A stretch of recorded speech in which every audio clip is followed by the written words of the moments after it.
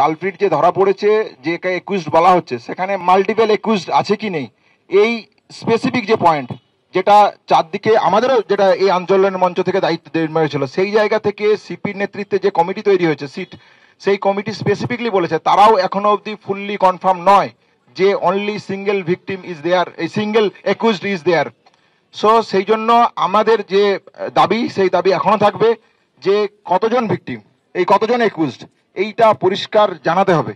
এবং regarding PM report এবং CCTV footage নিয়ে ফার্দার আমাদের আলোচনার ভিত্তিতে যে ডেভেলপমেন্ট হবে সেটা আমরা জানিয়ে দেবো। বাকি আন্দোলন যেমন চলছিল ঠিক সেইভাবেই চলবে। অপসারণ করা হলো আরজি করে নিরাপত্তার দায়িত্বে থাকা অ্যাসিস্ট্যান্ট পুলিশ কমিশনারকে। আজ বিকেলে আন্দোলনকারী চিকিৎসকরা জানিয়েছিলেন যে অ্যাসিস্ট্যান্ট পুলিশ কমিশনারকে অপসারণ করতে হবে, সেই দাবির কয়েক ঘন্টার মধ্যেই অপসারণ করা হলো তাকে। এরপর সিপি জানান, পুলিশি তদন্তে সন্তুষ্ট আন্দোলনকারীরা আরজি করের ঘটনা নিয়ে নানা রকমের গুজব ছড়াচ্ছে। কলকাতা পুলিশ স্বচ্ছ এবং নিরপেক্ষ তদন্ত করছে। ঘটনায় আরও কেউ জড়িত মনে হলে পুলিশকে জানালেন পুলিশ কমিশনার বিনীত গোয়েল। অপসারণ করা হয়েছে আরজি করে নিরাপত্তার দায়িত্বে থাকা অ্যাসিস্ট্যান্ট পুলিশ কমিশনারকে। আমাদের সঙ্গে এই মুহূর্তে সরাসরি আরজিকর থেকে রয়েছে আমাদের প্রতিনিধি অনির্বাণ বিশ্বাস। অনির্বাণ, আজ বিকেলে আন্দোলনকারী পড়ুয়ারা যে দাবি করেছিলেন, কয়েক ঘন্টার মধ্যে সেই দাবি মেনে নিরাপত্তার দায়িত্বটাকে এসিপিকে সরিয়ে দেওয়া হলো। এখন আন্দোলনকারীরা কি বলছেন?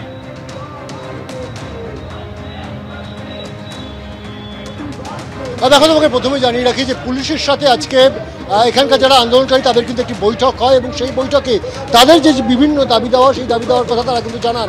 এবং পুলিশের যে তদন্ত এখনো পর্যন্ত চলেছে, সেই তদন্তে কিন্তু তারা পুরোপুরি যে সন্তুষ্ট এমনটা কিন্তু নয়। তারা কিন্তু এখনো পর্যন্ত বিচার বিভাগীয় যে তদন্ত, সেই তদন্তের সমর্থনে কিন্তু তারা কথা বলছেন এবং তারা কিন্তু চাইছেন যে বিচার বিভাগীয় তদন্ত করানো হোক। এবং তাদের আরেকটা দাবি ছিল যে এখানকার যিনি অ্যাসিস্ট্যান্ট পুলিশ কমিশনার রয়েছেন, তার কর্তব্যে গাফিলতি থাকতে পারে এবং তাকে কিন্তু সরিয়ে দিতে হবে এখান থেকে। এবং আজকে যখন বিকেলবেলায়, সন্ধ্যাবেলায় যখন আজকে যে কলকাতা পুলিশ কমিশনার তিনি যখন বেরিয়ে আসছেন মিটিং শেষের পর, তখন তিনি কিন্তু জানান যে ছাত্রদের যে দাবি ছিল, সেই দাবি মেনে অ্যাসিস্ট্যান্ট কমিশনার তাকে কিন্তু এখান থেকে পদ থেকে সরিয়ে দেওয়া হয়েছে। তারপরেও কিন্তু অনড় রয়েছেন ছাত্রছাত্রীরা। এবং যখন জানতে চাওয়া হয় যে আপনারা কি ছাত্রছাত্রীদেরকে এই আন্দোলন থেকে সরে আসতে বলবেন, তখন কিন্তু পুলিশ কমিশনার জানান যে এটা একেবারে সম্পূর্ণটা তাদের বিষয়, তারা সিদ্ধান্ত নেবে তারা কি করবে। যদিও এখনো পর্যন্ত কিন্তু ছাত্রছাত্রীদের যেটা পরিষ্কার তার বক্তব্য যে তারা কিন্তু তাদের যে পিজিটির যে চিকিৎসক মারা গিয়েছেন তার সমর্থনে কিন্তু তারা আন্দোলন চালিয়ে যাবেন। এবং আগামীকাল থেকে কিন্তু এই আন্দোলনের যে প্রকৃতি সেটা কিন্তু আরও বৃহত্তর আকারে হচ্ছে, গোটা দেশ জুড়ে বলা চলে। এবং সেই জায়গায় কিন্তু তারাও আন্দোলনের ঝাঁজ বাড়াতে চাইছেন। এবং আরজি করে ইতিমধ্যে সিদ্ধান্ত হয়েছে যে তারা কিন্তু রাতভর এই আরজি কর হাসপাতালের যে এমার্জেন্সি রয়েছে, সেই এমার্জেন্সির সামনে তাদের এই যে ধর্ণা কর্মসূচি সেটা তারা চালিয়ে যাবেন।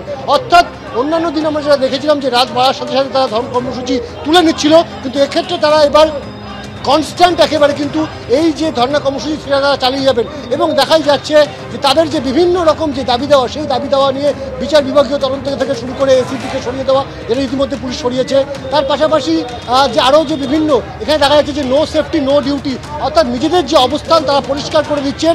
যতক্ষণ পর্যন্ত তারা এখানে নিরাপত্তার বিষয়ে তারা সুনিশ্চিত হচ্ছে, ততক্ষণ পর্যন্ত কিন্তু তারা কাজে যোগ দেবে না।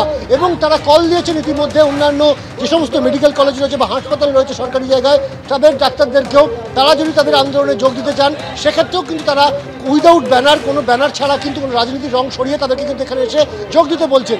অর্থাৎ তারা কিন্তু চাইছেন যে তাদের এই আন্দোলন সেটা কিন্তু আরও বৃহৎ আকারে করতে এবং নিজেদের যে বিভিন্ন রকম দাবি দেওয়া রয়েছে। এবং তোমরা জানিয়ে রাখবো যে ছাত্রছাত্রী বা আন্দোলনকারীদের তরফ থেকে আরও দুটি দাবি ছিল। একটা হচ্ছে সিসিটিভি বা সিসি ক্যামেরার যে ফুটেজ, সেই ফুটেজ দেখানো। ইতিমধ্যে পুলিশ সম্মতি হয়েছে বলে তারা কিন্তু জানিয়েছেন। এখন পুলিশের তরফ থেকেও কিন্তু বেশ কিছু বাধা রয়েছে, কারণ সুপ্রিম কোর্টের গাইডলাইন রয়েছে এই ধরনের ঘটনার ক্ষেত্রে। ফলে সেই সুপ্রিম কোর্টের গাইডলাইনের মধ্যে থেকে কতটা পুলিশের পক্ষ থেকে ছাত্রছাত্রীদেরকে সেই সিসি ক্যামেরা ফুটেজ দেখানো সম্ভব কি সম্ভব না, সেটা পুলিশ খতিয়ে দেখছে। অন্যদিকে ময়নাতদন্তের যে রিপোর্ট, সেই রিপোর্ট কিন্তু ইতিমধ্যে মৃতার বাড়ির পরিবারের সদস্যদের হাতে তুলে দেওয়া হয়েছে, এমনটা কিন্তু পুলিশ কমিশনার বিনীত গোয়েল জানিয়েছেন। স্বাভাবিকভাবে একাধিক দাবি রয়েছে এবং তার পাশাপাশি অবশ্যই নিরাপত্তা সুনিশ্চিত করতে হবে। যতক্ষণ পর্যন্ত না সেই নিরাপত্তা সুনিশ্চিত হচ্ছে, ততক্ষণ পর্যন্ত কিন্তু তাদের এই যে আন্দোলন, সেই আন্দোলনকে তারা চালিয়ে যাবেন। একেবারে অনির্বাণ, অর্থাৎ আজ বিকেলে আন্দোলনকারী চিকিৎসকরা একাধিক দাবি করেছিলেন, যার মধ্যে অন্যতম ছিল আরজি করে নিরাপত্তার দায়িত্বে থাকা এসিপি ইনচার্জকে অপসারণ করতে হবে। তাদের সেই দাবি মেনে কয়েক ঘন্টার মধ্যেই এসিপি ইনচার্জকে সরিয়ে দেওয়া হয়েছে।